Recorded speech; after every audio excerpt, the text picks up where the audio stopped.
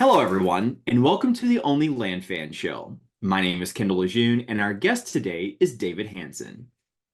David Hansen has an innate affinity for all things related to land, codes, and ordinances. With 35 years of experience as a land development engineer, land planner, and land developer, he has been instrumental in the creation of over 10,000 single-family and multifamily units, as well as 500,000 square feet of commercial spaces in various markets across the Mid-Atlantic and Southeast regions. David, thanks so much for joining us. How are you today? I'm doing very well, Kendall. I appreciate it. What a great introduction. Thanks so much. Thanks so much for joining us on the show. Super excited to hear all about your journey. So let's jump right in. How did you get started in doing land deals? It's interesting. Yeah, I graduated from college back in 1982, had no idea what I wanted to do. I actually, as soon as I got out of school, I went to work for a builder, building custom homes. And I got an opportunity to move to the DC area.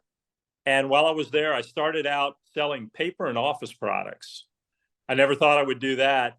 And from that, I hated it. And one day I woke up and said, I have to find something different. And I grabbed the newspaper, I opened up the want ads, and I landed at civil engineering. No idea. In my early life, I wanted to be an architect. When I went away to college, I wanted to be an architect until I found out it was a 5-year program. And I was definitely a 4-year student. I went on a number of interviews, 5 to be exact. And at my last interview, I was talking to the guy that was interviewing me. And about halfway through, what I thought was about halfway through the interview, I said, "This all sounds great. When do I start?" And I stood up to shake his hand, and he goes, "How about Monday?" It's like, done. And that was 1988. Wow. And I went in having no idea what land development civil engineering was all about. And I lucked into having a number of very good mentors, essentially, at that firm who basically set me on a path of learning and understanding zoning ordinances and how to apply them and the basic tenets of land planning and land development. Wow. Wow. So by accident that you found your way to land. Yeah, 100% by accident. So then I worked that firm that I started with. I worked there for almost 11 years. I was recruited out of them to go to one of the big national builders that I was actually doing work for. And I spent 2 years there, and I didn't like it that much. It was not that the working at the national builder was not it didn't excite. It didn't really have any direction for me. I was never going to be the division president, the division vice president. I bailed from there and went back into engineering for a couple of years. And it was at my second stint in engineering where I found that I was drawn to finding land deals. Yeah. And so I was at that firm. It's a big national firm now. I was there, but I opened their second office. It was a lot of fun. But I found myself at that crossroads where I thought I might be at that point where a conflict of interest may establish, because I was looking for land deals. There were people bringing land deals into the firm. I'm working on projects. And so I had to sit down with the owner of the company, who's still a very good friend of mine. And we had a very long conversation about why I felt it was time for me to depart them, because I was afraid that a conflict of interest may be a problem for them. At that point, I was working 4 huge land deals in Berkeley County, West Virginia. And this was right before the 2008 crash. Wow. So, David, what was it about land that kind of hooked you when you first got into your very first land deal or came across the first potential project? What was it about that space that you were like, I think this might be my thing? That's a great question. All of it. It's the soup to nuts look at how houses and homes get to where they are and why they are where they are and why there's preservation areas and restricted area and all of those things kind of worked for me. I was at one point during this I don't know, career, this push. I was accused by the chairman of the board of supervisors in Loudoun County, Virginia, of being a tree hugging developer. Ah, tree And hugging developer. Okay. I listen, and this was during a public hearing, and I had to pause. And my response to her was, "And that's a bad thing." I grew up on the Gulf Coast of Florida. I grew up surfing. I grew up with this whole idea of great outdoors and these great outdoor spaces. And I still to this day focus on projects that create great outdoor spaces. So that was really what drew me to this, was not only creating, envisioning these places where people live, but where people actually lived, not just where they went home every night and went to sleep. Ah, that's beautiful. That is beautiful because there is a difference. There is a It, total difference. there is a huge difference between just a home, a house, whatever. Those are all great. I love that. But there's something about community and being able to interact with your fellow human beings and in great outdoor spaces. Absolutely. So you were working for the firm, you left the firm. What was it like branching out on your own and doing these land developments on your own? It was hard. It was frightening at first. I had in the beginning, this is 2005. I had developed some great relationships at the firms where I worked with guys who were bringing big deals in and who were looking to do other deals. And so at that point, I created these great relationships, and that was what drove me to find bigger and better opportunities. Um, but I was headed somewhere. Now I forget. And David, let me ask you for some yeah, context. So when you yeah, say guys are bringing in big deals, what did that look like? big. What's your definition Oh of big God. deals? Yeah. So the firm I worked at, a very big firm. The projects I was working on at the time, one is built out now. It's called South Riding. It's in Loudoun County, Virginia. It's 6,000 lots. Another big project I worked on again in Loudoun County is called Lansdowne.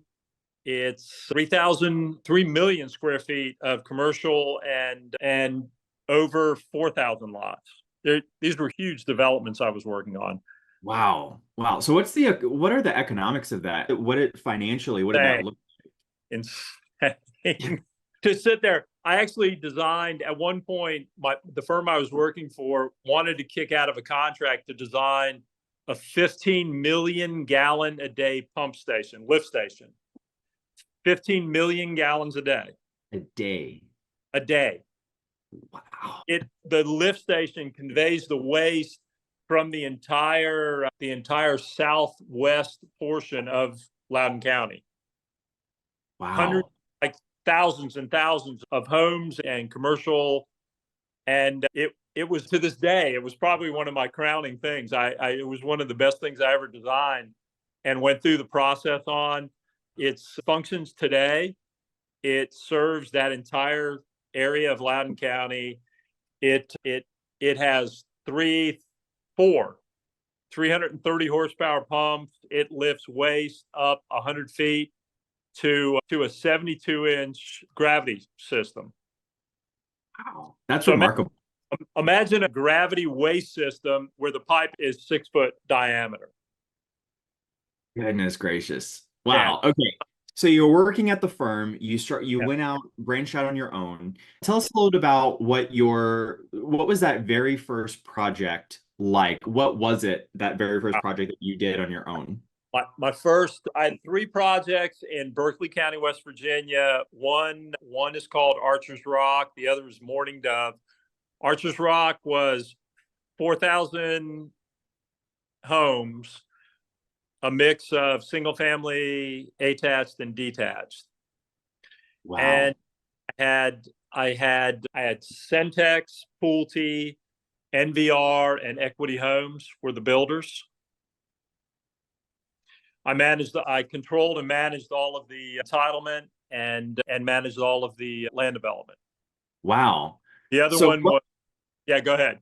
I just wanted to jump in really quick and ask, so how did these projects come to be from the from scratch? Did someone bring you the land, or did you find the land?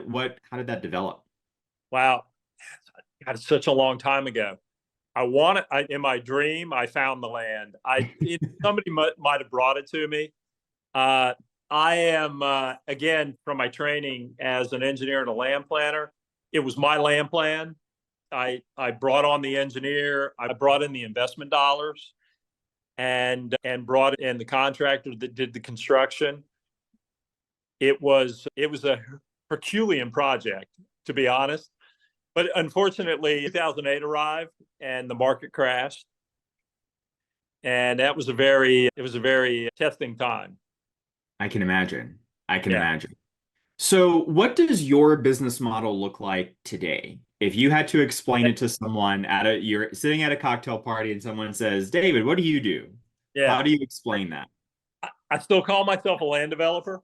Model today is I do everything. I still have everything in process. I've got projects that I'm bond releasing still in Northern Virginia, all the way to things we're negotiating contracts or looking at opportunities. Right now, I shy away from, and I will continue to shy away from pushing dirt unless it was something right where I am in Northeast Florida. It's a very difficult proposition to develop land if you're not there. I Yeah. know, and so for us right now, it is entitling projects. We have Rafi and I have probably 5 or 6 active projects, and I consult on a number of others. We have everything from we have 1,500 lots in Augusta, Georgia, down to I've got the smallest one right now is probably 75 lots in Mobile, Alabama. Excellent. And so, if someone's listening to this, we have a lot of land flippers that listen to this show, Yeah. and they're used to finding properties and then passing it off to someone like yourself that wants to do the entitlement process. So, if you had to talk to some of these people to find deals for you or someone similar to you, another land developer, what makes for a good entitlement project in terms of potential location? What do you look at? I used to think I knew. Uh, I did. Honestly, I'm not joking. Today, honestly, I looked at a deal today with someone, and on the surface, I don't know whether it was the owner or someone else had some potential work done, some preliminary work done, and but at the end of the day, I looked at the project and I was talking with it was actually with a wholesaler, and I said, it first off, it's what the entity that did this sketch, they're hoping for a rezoning. But I looked at the property and said, I don't think it's worth rezoning. I think it's worth doing as it's zoned today with slightly bigger lots. It's in a great location, and I think it's worth more money. And the wholesaler actually laughed and said, I thought everybody wanted more lots. Mm. And I said, sometimes yes, but sometimes you actually have to look at more nuance. Is more lots better or are fewer lots better? Is the location, could I do a private entrance with a gate and have 11 lots? Or should I go through the rezoning process and go for 15 lots, 4 more lots? Can I get more money from looking at it from a different way? And I'm trying not to evade your question, but that to me made more sense. Totally. And sometimes that's the way I tend to look at things. I don't look at this, wow, I could roll in here and do 1,500 lots. Is the site, is the property, is the community? What's better served if I go about it a different way? Yeah, no, that totally makes sense. Begin with Yeah, the end in mind. So, if you had to do some sort of training for a land wholesaler or a land flipper that wants to work with a developer, and yeah. they said, listen, David, I'm going to go out and find whatever you tell me I should find. What are you looking for? What would you say to that person for them to be able to narrow their search and what types of properties they're looking at? Again, great question. And God, I don't want to discourage anyone from anything, And I've learned this again over the last few years. As I said earlier, I came from an environment where I was working in one jurisdiction in Virginia, years and years. And I moved my family to Florida. I figured out that I can do what I do like almost anywhere in the country. And from that, I'm learning to look at things a lot differently. And I was helping a guy, I still am, on some stuff in Texas. And I had no idea about these minor subdivisions. Right. Not Yeah. anything I'd ever looked at. And we took 98 acres just outside Austin, Texas. I showed him how to create 8 insanely good lots. And the jet made untold, he made several $1 million. And but for me, I had it again, coming from a background of real live land development, it initially made no sense. But through the process of laying out the lots for him, explaining from my side what made sense, it started to change the way I look at things. So if I were talking to someone going, what am I looking for? I'm looking for opportunity. Got it. Every piece of property has opportunity. You just have to be able to look at it, not necessarily, you got to remove the blinders. It can't be about, okay, I'm looking at this piece because I'm going to do a minor subdivide and I'm going to do 10-acre lots. And if it's 5 miles outside of a major city, that's a fool's errand. There's something better there.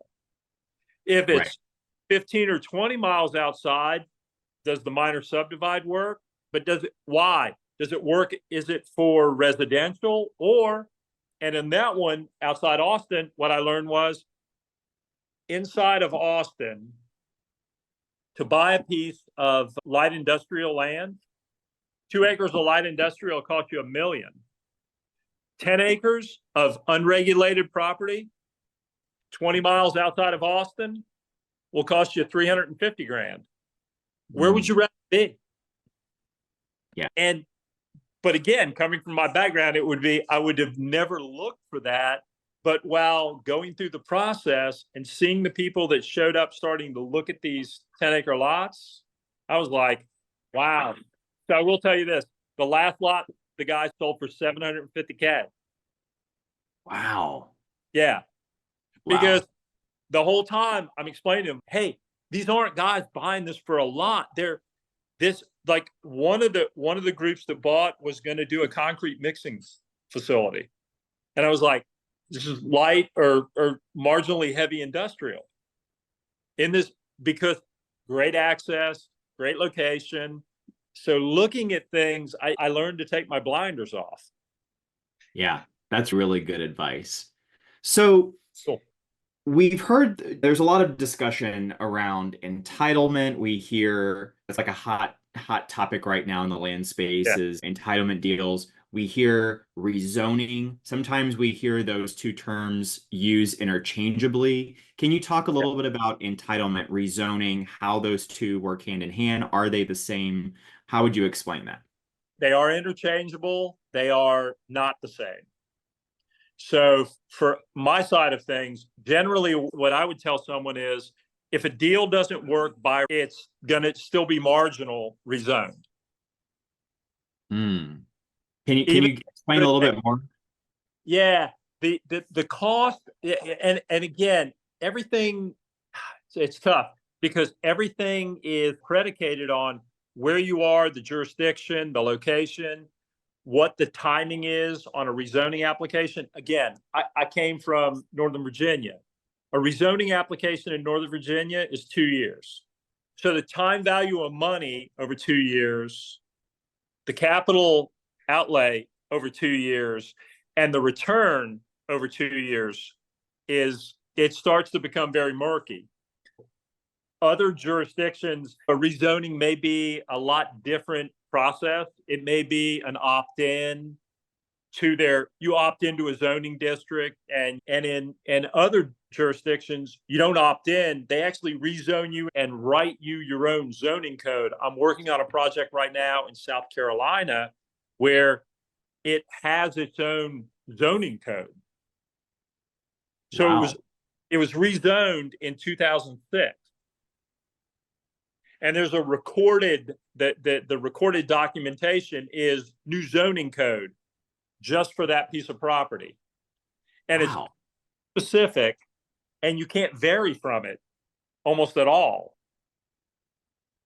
So Wow. every jurisdiction in the country has a different way that they handle things, whether it is from the entitlement standpoint, which on my side is happens once you're zoned. Once you have zoning, then you're rolling through the entitlement process. A by right zoning application just had one approved in Alberta, Alabama, actually for a friend of yours. Yeah. Yeah. Very good. We just went through the process in Alberta, and he's approved now 83 lots with a by right application. And the process, I don't want to quote, I'd have to look to be specific on how long the process took, but that let's just say that process took 9 months. And it was approved. And right now we're working towards LDPs, which is the land disturbance permit. And for Art and his partner Emmanuel, they're going to sell to Miranda Homes. And that should happen sometime in the next month or two. That's But exciting. that's an entitlement process. Takes it from a sketch plan through construction documents, CDs, and preliminary and final plats, to where then a builder or a developer can go out in the field and actually do the construction. For me, rezoning is outside of that process. Say you're zoned agricultural, and you want to zone yourself for single family residential, a certain number of units per acre. That's a process that takes you through. It's a very public process. You appear before, whether it's both a planning commission and a county commission or a board of supervisors. And going through the rezoning process, you actually have to, you end up, whether it's proffering or giving something on your side to achieve the zoning that you're seeking. There's a huge difference between that and a by right application. Interesting. Yeah, I've heard from many people that have gone through this rezoning process that it's a lot more political than we even imagine.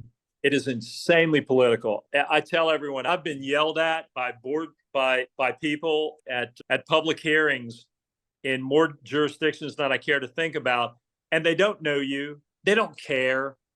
All they know is they're there to complain.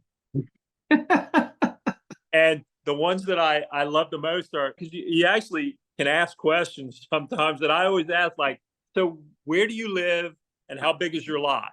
I live in the subdivision next to you on a 6,500 square foot lot.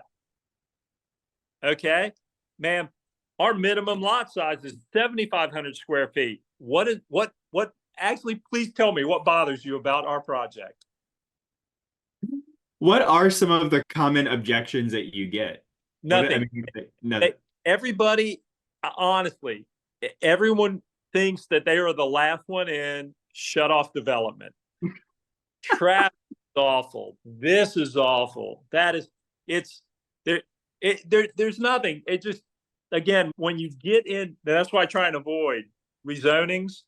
I try and avoid the political, anything political like that, because you leave the point of subjective, or you're all subjective, and you leave the objective. By right work is objective. You have a written code, you have written standards, you have to follow them. And when you're in the process, if the staff has a comment that's subjective, you can reply. You can't ask me that. You can only ask me to adhere to this. Right. But once you get to subjective, where you're sitting before a board and you're sitting before this planning commission, and it doesn't matter which one of them is, but they live in a community and everybody in their community is going, then they're looking at it, their whole view is skewed. And all I know is every one of my neighbors hates your project. Yeah. So What determines if a project has to go through by right or through rezoning? The zoning ordinance and the subdivision ordinance. And normally when I'm talking with folks, I get a lot of calls from people or they reach out, whether it's Messenger, Facebook, whatever it is. Could you look at this project? I always look at stuff. And part of the reason I do that, and I know my partner Rafi hates it, is you shouldn't do this. And I said, listen, I talk to people. If someone reaches out to me, I'll communicate with them, I'll talk to them. And the basis for that for me is I would rather, like if you reached out to me and said, David, look at this project for me, I'd look at it for you in a heartbeat. And the reason for that is I would rather give you $1 million worth of free advice than follow you into a project where the waters are muddy. And I've got to unwind something that, or attempt to unwind something that someone has done, because that makes it that much more difficult. And folks that get involved in contracts and don't understand what the ramifications are outside the bounds of the contract. Mm. What they're doing to a seller, they're giving a seller a false sense of something. With you deliver a contract, you give a contract to somebody, they have a sense that you're going to settle, right? Yep. And that you're going to act on the contract as written. And but you do it from a standpoint of where you are in the deal. You've been doing it long enough. There's so many folks out there that haven't been doing it long enough that I just got to get my first deal, so I'll give you whatever you want. Mm. And you would come into the same conclusion if you followed someone into a deal like that.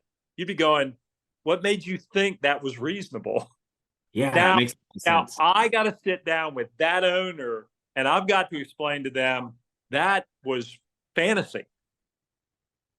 I'll give you reality, and I can settle on reality and I can make reality happen. But what you thought was there is not. And that's where I've come from over the last couple of years talking to people, is just, I'd rather give you, like I said, I'd rather help you figure out how to get it real and make it work than have you muddy up a person that clearly wants to sell, but So, keep them in reality. Anyway, go yeah, ahead. can you drill down a little bit into that process? If you could you give us like a 30,000 foot view of what that would look like? Just Yeah. typical. Every single deal is different. I know every seller is different. But if you have to give us this is what the process typically looks like. How does someone go through that? How do they go It, through that process? I think the craziest thing is, and again, I've worked and talked with a lot of folks like you guys. I will go back to, I admire you guys flipping lots is so awesome to me. Really is. The funniest things that guys get out of flipping lots and they're like, oh, I got that thing under contract in 2 days. Most big land contracts, a month, 2 months, negotiating all the nuances in a contract and all of the terms. Right now, I think we are probably within, and I might have mentioned this to some in a Facebook comment I made, almost a year at this point on a deal in Tennessee that where the owner had a health crisis and a couple other things, but we stayed with it, negotiating back and forth on minutia within the contract, and we are almost at a year now. It's just so much different because one wrong commitment in the contract and the idea of whether you can perform, whether you're going to spend $200,000-300,000 and then have to settle on something before you have an approval or before you've got some jurisdictional action, is a danger. Hey there, land fans. If you're enjoying this episode and would like to see more episodes like this, please be sure to let us know by liking and subscribing below. So what would be some rules of thumb that you could provide to make sure that the investor is doing things the correct way, or doing things that is just above board for both the seller, for themselves? Yeah. How would you go about that? If you're going to do, if what your focus are these entitlement projects, being upfront and honest with a seller, no one We don't, the builders don't. No one's settling before they have an approval. No one. Unless, honestly, unless the deal is so good that it's too hard to pass up. In the last 2 years, I'll go back to with Rafi and I, we settled on one piece. It's part of our assemblage in Augusta. And the bottom line was, it was absolutely too good to pass up. What made it good to pass up? What was you could give us an example. The base zoning was basically multifamily, and the price was the current owner had bought it at a tax sale. And he actually thought he was buying a hunting property. Wow. And all he wanted to do, he just didn't want it on his books. Wow. And it was in the middle of Augusta, Georgia. So price-wise, zoning-wise, one conversation, and we were like, okay, we just have to buy it. So, yeah, it was an honest-to-God unicorn. Wow. Yeah, so do you remember the numbers in that deal? Like, what was the buy and what was the exit? Yeah, we haven't exited yet. Yeah, I can tell you. Heck, I don't care. So we have 350 acres in Augusta, Georgia. We have it under contract right now we actually own it all, except for one small piece at $1.6 million, and our outsale contract is $7 million. Wow. Yeah. Talk about a unicorn. That's amazing. But the part of it that was the unicorn is 90 acres, and we picked it up for $290. But it's zoned R3, so it is actually it's basically 300 plus units. Wow. So that was one. Honestly, we had to sit there and go, we gotta buy it. We were under contract on everything else in the assemblage, and we've since settled on it. But that one was, and again, the guy was like hardcore. He was like, no, I want to settle in 60 days. So we were, man, I don't want to do it, but we got it. You can't let it go. There are like that pop up, not real often, but that was too good. We're just way too good to pass up. Yeah, that's fantastic. So coming back to those rules of thumb, making sure you were telling us, making sure that you're clear with the seller that things can't happen until we have all of the approvals. Are there any other things that you would make sure? Yeah, I'll tell you. I start out. We don't do anything that isn't where we don't have at least 90, preferably 120 days to study. And we always contract with an initial deposit and then a second deposit if we issue our notice to proceed at the end of the 90 or 120 days. At that point, the deposits are hard. Generally, we try and keep our deposits at least, I don't want to call them nominal, but enough to get the seller's attention, but keeping in mind that we're gonna probably spend several $100,000 in entitlement. To give you an idea, we have a project in Columbia, South Carolina. It's 108 acres. We've got 217 lots. It's under contract to sell to a large regional builder. But on that one, and on that one, I forget where I was headed. I hate when we were talking about deposits. Oh, we have nominal deposits on that because the discussions with the seller were such that we explained we were going to spend close to $350,000 in entitlements, and our entitlement budget is $327,000. We're probably going to hit that when you factor in survey, engineering, wetlands, geotech, environmental, and any other transportation and a couple of other. But yeah, right now our budget's $327,000. So explaining to the seller that we're going to invest $350,000 in entitling your land, and if for some reason and we don't see it, we don't close, you get all of that. Yeah, that's a really good point. That's a really good point. So that's I guess that's the biggest thing is I know that a lot of sellers want people to put up a lot of money in the front. We go through that all the time. We always negotiate our way around it. There's hard and fast things we will and won't do, but giving away money for the option of studying somebody's property is something that I'll never budge on. I won't do that. Yeah, that's really good. So what would, for example, in that particular case, what was your deposit on that? Our initial deposit was 10. Our second deposit brought that up to 30. And we built in on that one, we have 4 built-in 90-day extensions that we're buying for 10 apiece. Okay, cool. So you mentioned as well about after the second deposit, then both deposits go hard. What's the process of getting those deposits back? What are the cases in which that you would be able to get those deposits back? How have you structured that? Here's the other thing. We don't go hard unless we have builder interest. I don't Very proceed. Again, that goes back to, I think one of your first couple of questions is, how do you structure things? The way I like to structure things is that in order to issue our notice to proceed, I have a handful of LOIs from builders. I'm not one that will go down the path of entitling something for the sake of entitling it. I know there's a lot of guys out there that like to do that, say, I'll just size my lot to whatever works for the majority of builders. I'll do 50-foot lots and I'll do 65-foot lots, and that kind of works for everybody. I don't like to design in a vacuum. Mm-hmm. So yeah.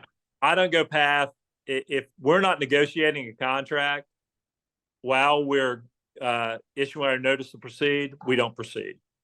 Yeah, super smart. You leave money on the table. I'm not going to lie. Sure. That said, I would rather, I'm actually in this to build. I've been doing it a long time.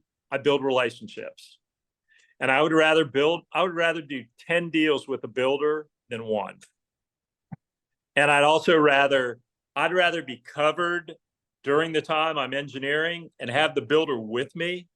So we're siting his houses, so the lots fit his product, the structure fits his program, then get down to the end where I've got 217 entitled lots, and I can't sell them to anybody because nobody has product that fits them.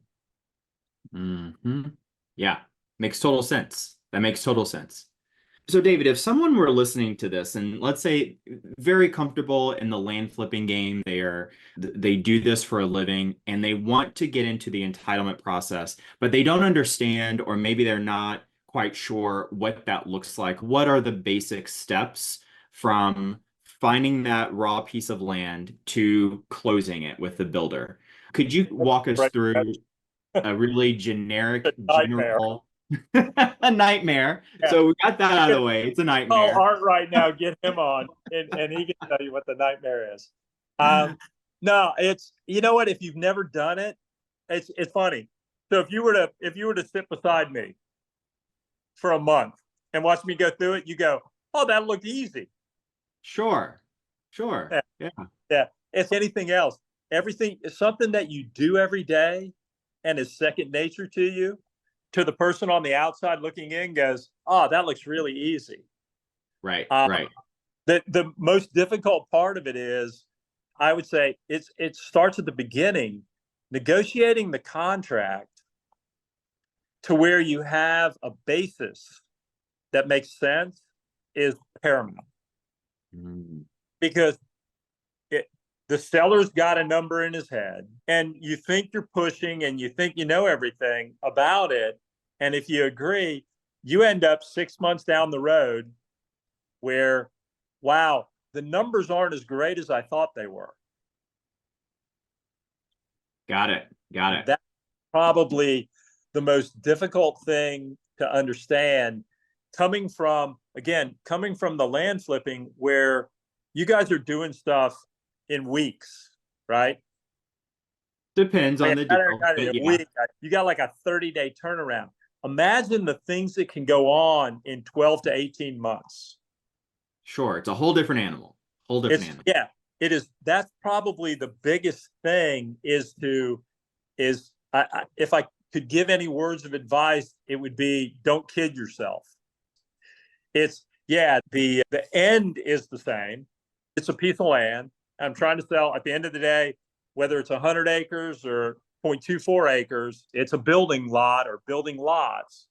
But all of the moving parts in an entitlement deal are magnitudes greater in missing one item and having it kill your deal. Yeah, that makes total sense. I completely get that. I completely Uh, get that.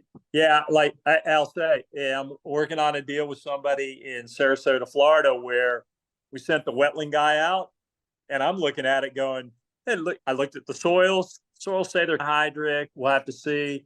Water table says one thing. The wetland guy came back, and basically the whole property is a wetland. Yeah. What do you Yeah. That'll kill it. now you're well, but it's 26 lots. It's a really good deal. Can we mitigate? What's the mitigation cost? And again, I'm part of a couple of wetland and nutrient offset banks in Virginia, and I know what they cost there. But this is a deal in Florida, so we're talking to the wetland. Okay, so how much are the wetland credits? The guy goes, 190 grand a credit, and you need 3.6. I'm like, that's like 700 grand. He goes, yeah, okay. So you gotta look. Okay, Yeah, how much can I? Everything is in its ups and downs of those kind of numbers. sure. That's where things get a little shaky. Right. Now, whenever you approach a project, do you have a typical order in terms of, okay, I like to have, like, when does the wetlands guy come out? What's the very first thing that you have checked out? Then That's I, yeah, I love this. Yeah. So I'm a civil engineer and a land planner, right. and for anything that I look at, I do all my own. I do all my own due diligence. I've been dealing with soils, and I had to look at the soils, the overall soils. I can look at things and basically have an idea what we're going to run into, which is a lot different from somebody else who's got to bring in a bunch of consultants to do the same thing. From my end, when I'm looking at a project for myself, I do my own sketches, all my own land plans, and that saves a lot of upfront dollars.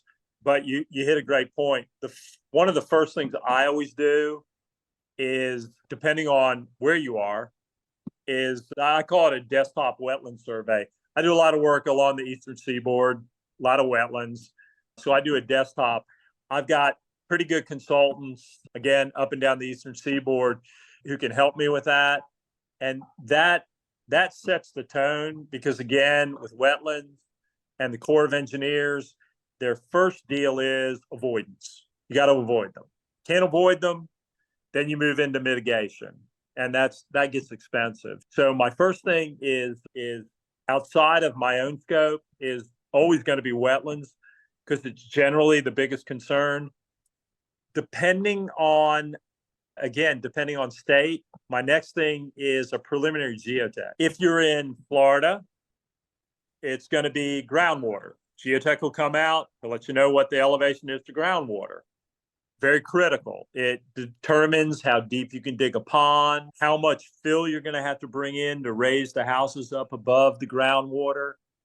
If you are working as you go north, towards the north of Florida, or if you're in Virginia or Maryland, it's going to be the geotech for rock. You want to know where you're going to hit refusal. Throughout most of Virginia, I can tell you, until you get in the mountainous area, it's 5 to 8 feet.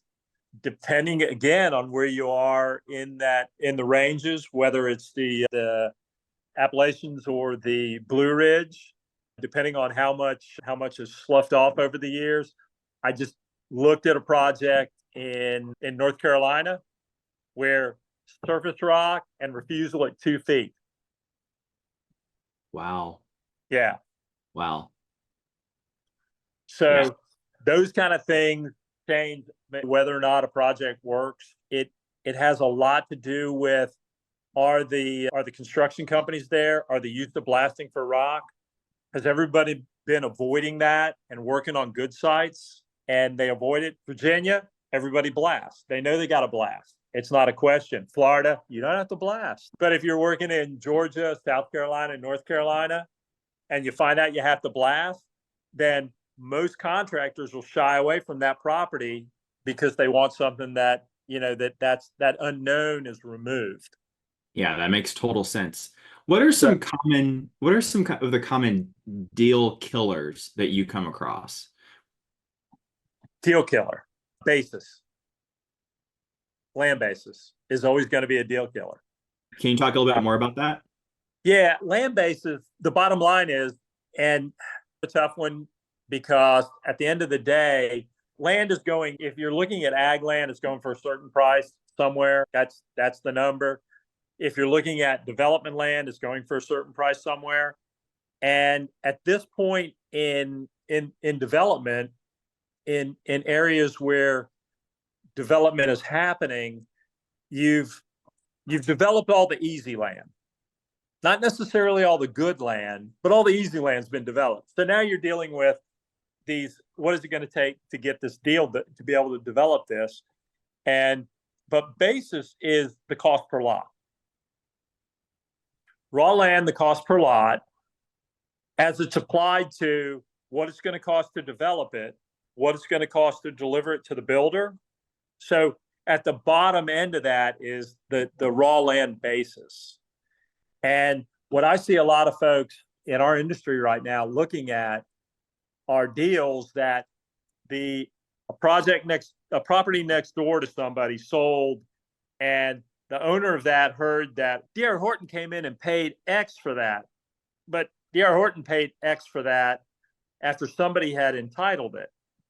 And so this guy goes, I want the same for my land. Your land's not entitled, and so I can't pay you that because the land basis, the bottom number, doesn't allow me to get to where you need to get to. And I know a lot of folks in their rush I want to put it under contract. I want to start this. I've run all my comps. I can get 100 lots on there, and they're this, and I know this went over here. But what a lot of people leave out is that the cost, the hard cost of development, and how it affects what a builder can pay for a raw piece. Yeah, that's a really good example. That's really good. So basis is, to me, it ends up being either the killer or where you see guys struggling. And at the end of the day, the vision, I'm going to make $1 million on this. And at the settlement table, they get 250,000. And they're like, what happened? It all evaporated along the way. But had you been prepared, you should have known that you were at that 250. Right. That's really good. Now, you mentioned working with builders earlier. You talked about that you don't let your deposits go hard until you have some LOIs from builders. Can you give us some examples of how you work with builders? What does it look like in a deal where you present them to get LOIs, and talk to us through that process? Yeah, well, so again, I've been doing it a long time. And so I built, over the years, I built relationships with most of the national builders. And so if I'm in, just to give you a quick example, Ryan Home. So I worked with Ryan Home since 1990 in Virginia. That's where they're headquartered. I know their upper management now. I watched them rise up through the ranks.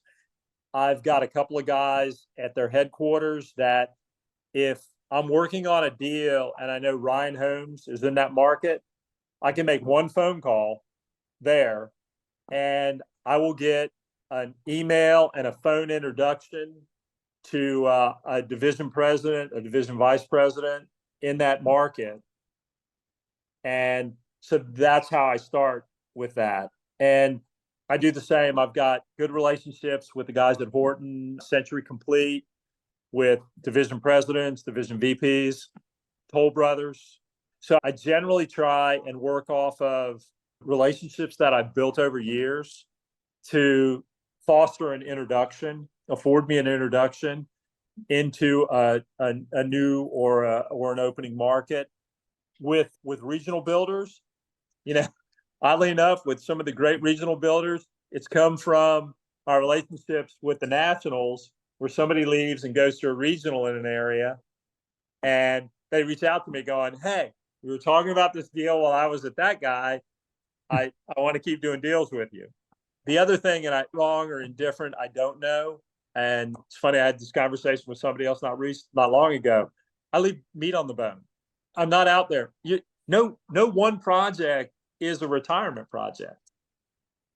I know there are guys like, that lot's worth $25,000 a lot. All right, well, sell it. There's 270. Sell them for 20, and I guarantee you, the guy that you sell them to 20 for will take your call the next time.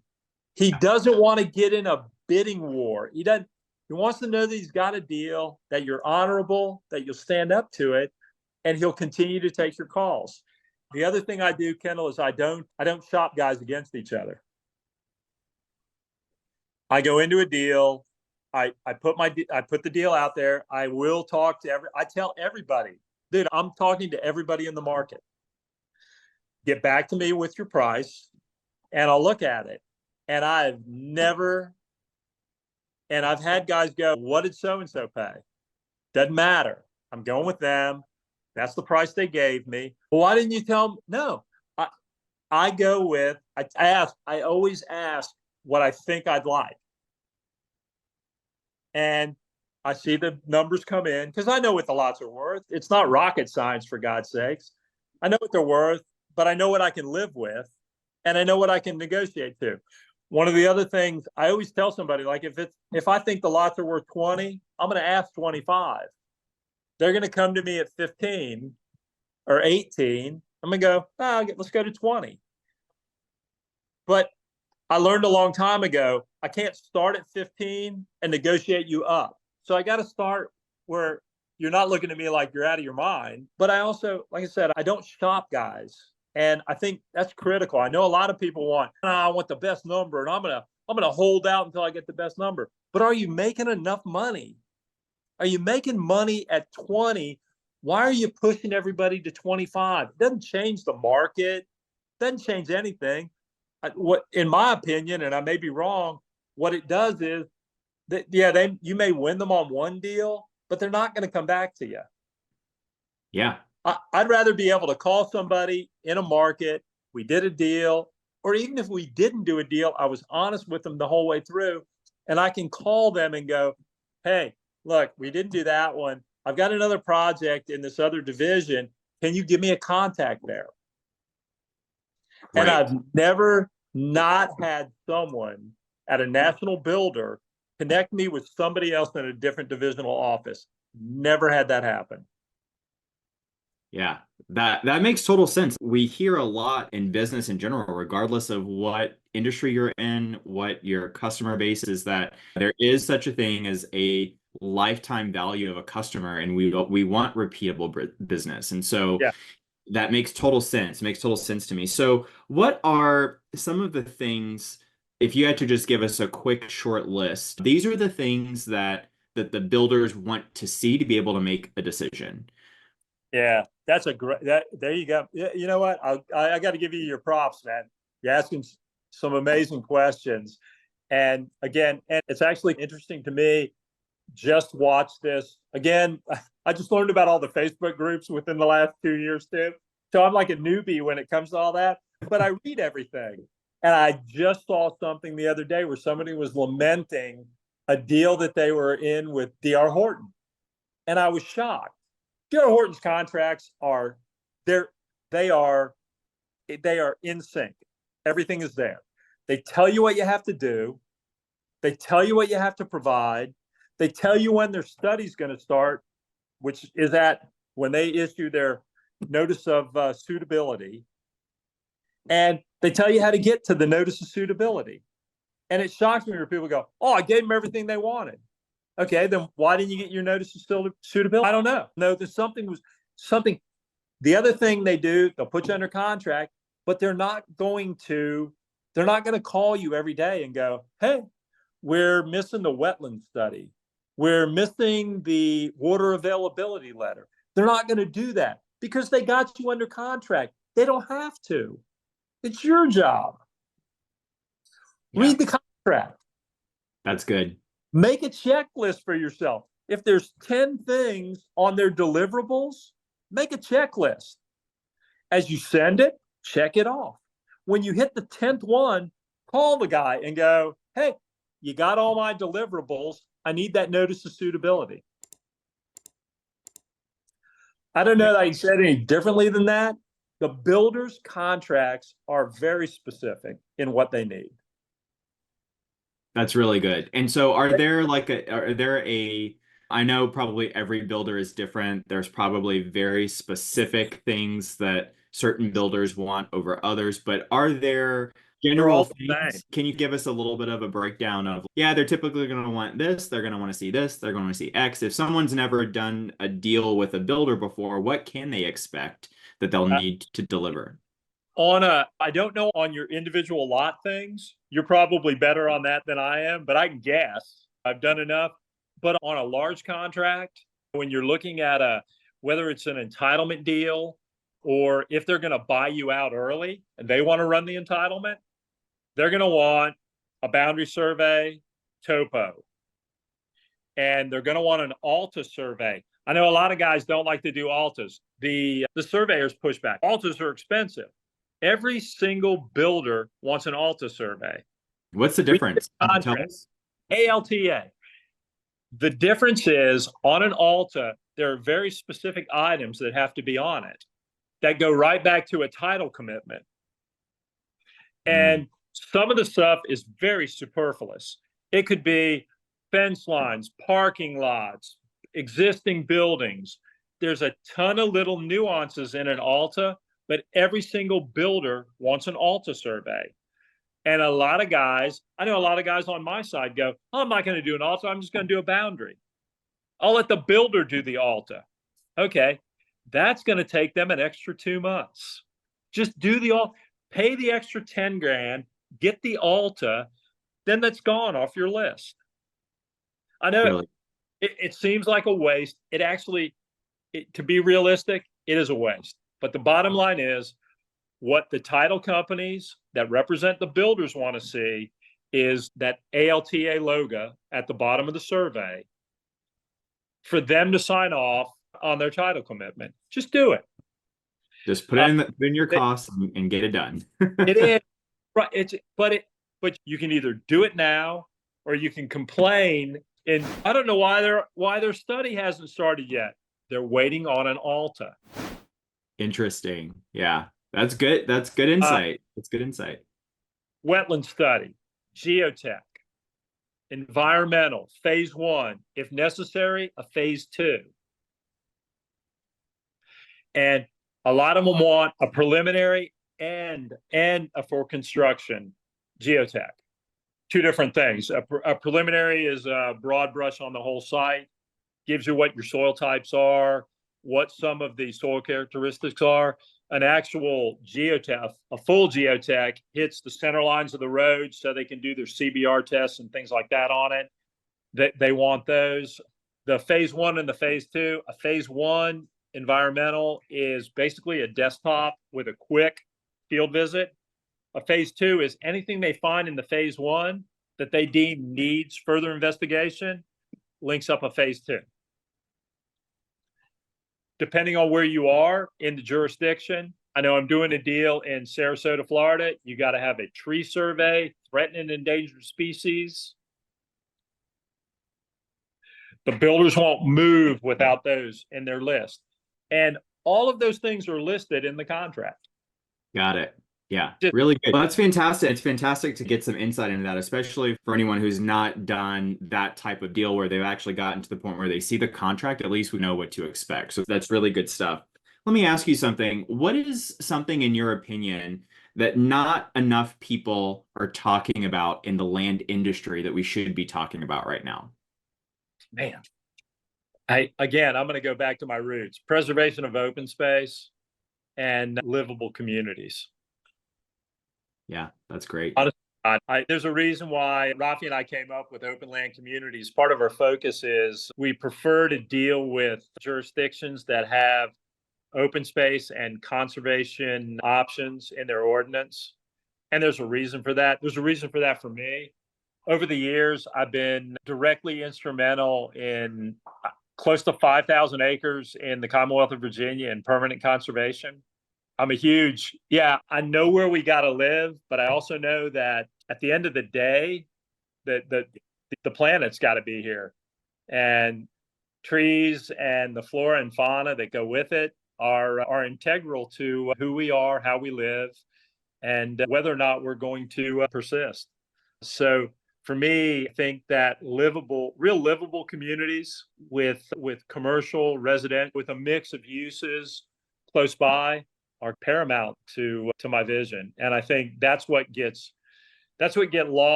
lost often, where people are with this idea that I've got to cram everything I possibly can into this piece of property.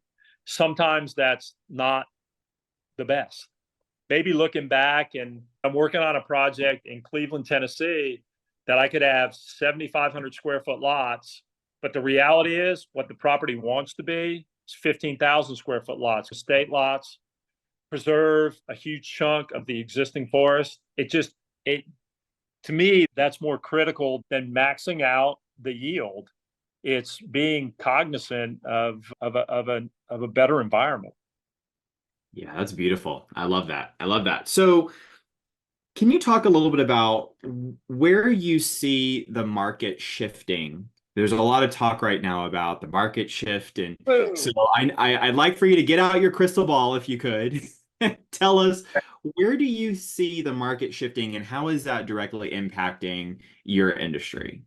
That's crazy. Yeah. So I'll be honest. I work in right to work states.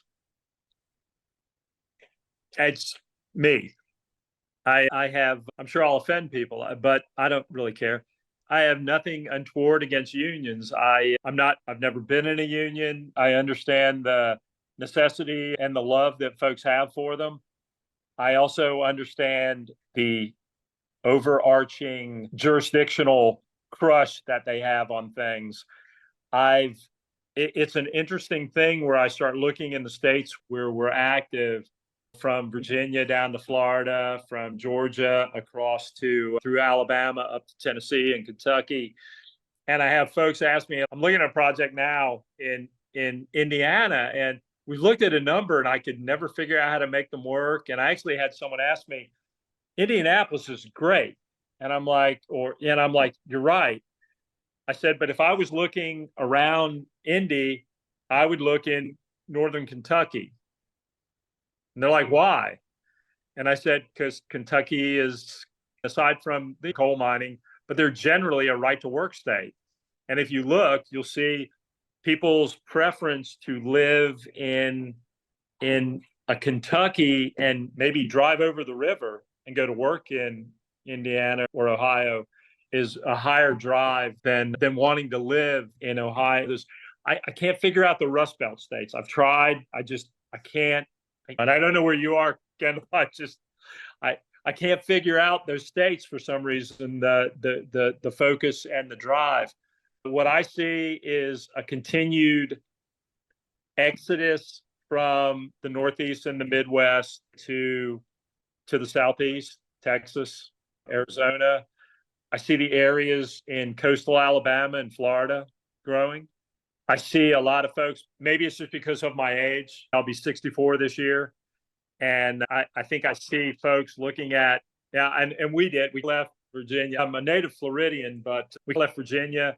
I was tired of shoveling snow. I was tired of you lose basically 4 or 5 months out of the year where it's just like, do you even want to go out of the house? I live in Northeast Florida, and I don't think I've put on a pair of trousers in 4 years. Yeah. And I like that. I'm right. actually really good with that. So I think, but I see that from I think, I guess I'm a baby boomer. I think we're probably the biggest population. Everybody's retired.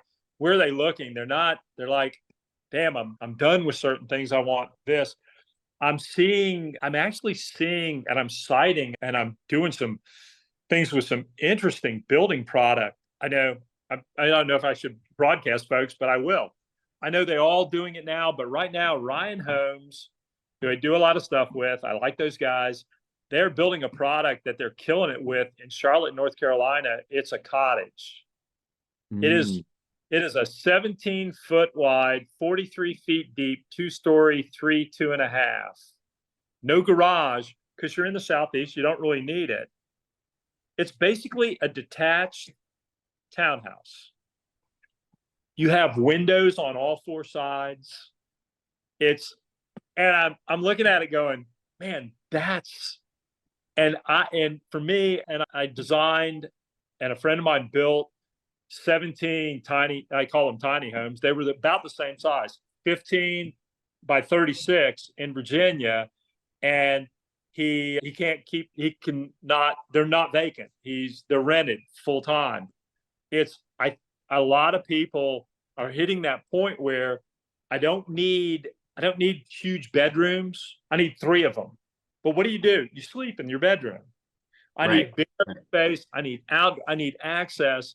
And I think what we're going to see over the next 5 years, I think we're going to see these cottage style dwellings, maybe with a detached garage. People love that. More livable community. There's still going to be people who want a 3,500 square foot house. There are people going to want 2,100. These are like 11, they're less than 1,000 square feet, maybe just over 1,000. And I think you're going to start to see people go, what? That's what I need. I need my storage shed, my garage. I've got my kayak. I've got whatever I need. I don't need this sprawling thing. I can have this one here. I can have another one just like it, lakeside, close to the ocean. I think that may be where, as a populace, we might be heading. That's really good insight. That's fantastic stuff. Thank you so much for sharing that. So let me ask you, what would you consider to be your superpower? My superpower is, and I know the folks at Loudoun County who just rewrote their ordinance will agree, and their FSM. I fostered this in myself early. I taught myself how to read ordinance and code to the point where I would find hidden nuance and opportunities within the overall code. And I still work at that today. In any jurisdiction, any code I read, I try and find that thing that was, because every code out there, every ordinance out there was written elsewhere, not in the jurisdiction where it's applied. I use Loudoun County. I spent a lot of time there. The Loudoun County code that they just revised, the original code was written in Littleton, Colorado, and they basically pirated it. So jurisdictions, they bring in consultants and they pirate code.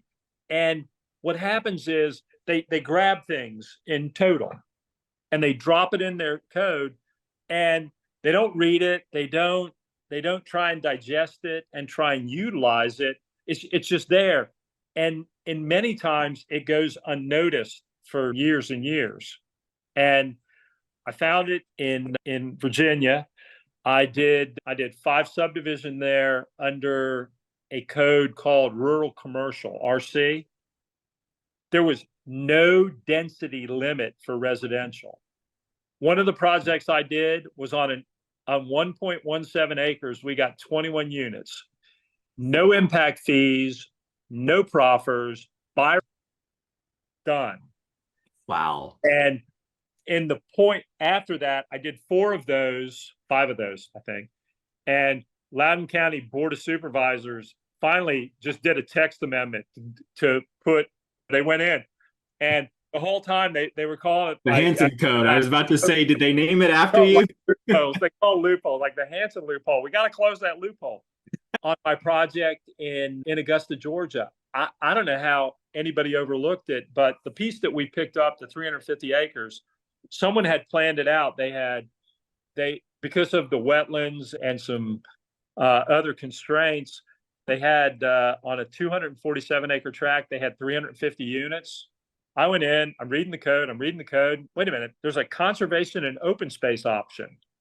If I give them 40% open space, okay, so I start reading what the options are for the open space. Wetlands, steep slopes, easements. Like, are you freaking kidding me? I had all those. We ended up with 1,500 lots. Wow. Because no one had ever applied that option to their development. I was like, are you kidding me? We submitted everything to the county or the city of Augusta, and the planners, I was on the phone because it was a Zoom DRC meeting, and he started laughing. He goes, I can't believe nobody's ever found this in our ordinance. Like, you're kidding me. He goes, this is the first application that has ever applied this. Wow. Like, okay. So we sailed through. I try to find those kind of things, or I try and find an opportunity to maybe request like a text amendment, not a rezoning. I don't want a rezoning. I want a text amendment. I think that this option, that this kind of option would work better than the way your ordinance is currently written. Would you guys entertain me offering this text amendment to change? I don't want to do 1 acre lots because they're not that, they take up too much ground. They do too much damage. Can I do 10,000 square foot lots with the same density? Let me calculate out my density at 1 acre. And so I can do 100 lots. Let me do 110,000 square foot lots and give you 50% open space. How about that? Yeah, that's good. So good. I had to say my superpowers, again, just being able to look through ordinance and code and find a nuance that fits to make what I'm attempting to propose or offer better. That's so good. Or increase the density to where a deal works versus having to go in and hack and slay through a rezoning. That's really good stuff. I'm taking notes on that right now. So it's honest to God, it is truly everywhere. Wow. It is probably in 90% of the places where you're doing stuff. There's an option to look at a piece of property that you think maybe 1 or 2 lots, where actually it could be 5. Or where you're looking at 10 acres thinking it's one thing, but in their own ordinance, in their own options, if you option in the right way, it completely changes what you can do. Wow. You That's your blinders off. You can't go, I'm here and I'm looking at this and I'm looking at this. Yeah, honestly, and I tell people, I help people, and I always tell them, they ask me, what should I do? Okay, you got this piece of property, go read the ordinance. And when you're finished, put it down for a minute, go back and read it again, and try and find something in it that you didn't pick up the first time through. Because if you pick up 1 or 2 things, guess what? There's 10 more things. Every time you go back in, you're going to find the likelihood of you finding something that may help you escalates. I love that. That is gold. That is absolute gold. I want to thank you so much, David, for being so generous with your time and your information. Let me ask you, how can we give back to you? What connections or resources are you looking for right now? Again, I'll state, nothing really, and I appreciate that. I'd love to work. Like I've had conversations with a ton of people in our space now. I'd like to do a deal with you. I like to sit down. I like to collaborate with you because I know you got a ton of people. So maybe you could go back to somebody and go, wow, I had no idea. I thought this was this. I sent it over to this guy and he came back and said, hey, maybe if you looked at it this way, it's something different. If you're asking for real, that would mean more to me than anything else. We do a ton of stuff. I try and help. I actually do. I try and help as many people as I can. And my wife says I'm over giving with my time.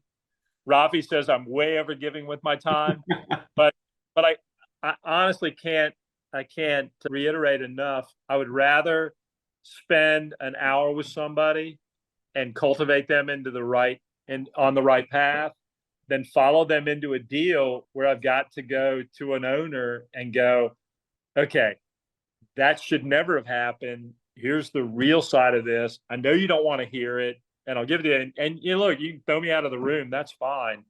But maybe I'll be the first, maybe I'm the fifth person that's told you this after this one instance. And I will say that we've done that a number of times and been successful with people going, okay. But the other thing that the one other point that I would say, if you're going to do this, when you're negotiating the contract, and it's one thing that we do every single time, we provide the seller and their counsel with monthly updates, not from me, not from one of my partners, but from a licensed professional that tells them exactly where we are in the process, what's transpired, what work's been committed. And the reason that I do that from that licensed professional is because, and I'm sure you know this, but a lot of people don't. Someone questions your veracity and you have a license, they take you to DPOR, and they have to call you in and talk to you. And it's not a fun process. So there's not a licensed professional out there that will lie. Right. Say that. There are some, but generally speaking, they're not going to risk their license to lie for you. Right. So they will give a very detailed, a very exacting summation of where the project is, what the status is. And we give that willingly.